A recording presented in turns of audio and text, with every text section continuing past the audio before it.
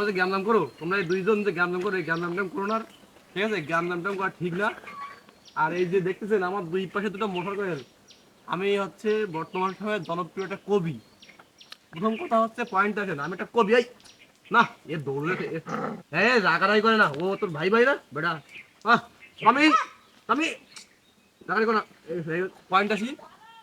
এই যে মশার কয়েল জ্বালিয়ে দিলাম, আমি আমি হচ্ছে কবি এখন বর্তমান সময়ে জনপ্রিয় সাবরি কবি, ঠিক আছে? সাবরি কবি সাবীন্দ্রনাথ, সাবীন্দ্রনাথ দাও হতে হবে, ঠিক আছে?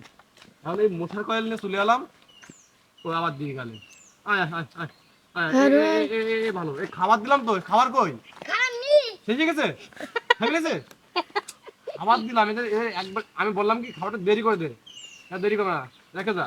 হ্যাঁ তুই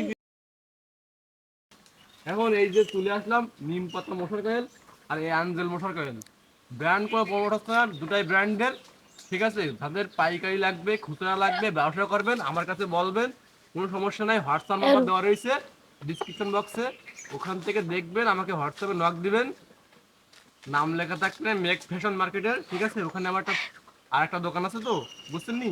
ওই দোকানের জন্য ওই লোকটা আসবে না, সমস্যা না। তবে হচ্ছে ওই আমি সেই ব্যক্তি, এই যে দুটো, এটা হচ্ছে এই নিম পাতা মশার কয়েল আর এই হচ্ছে অ্যাঞ্জেল মশার কয়েল।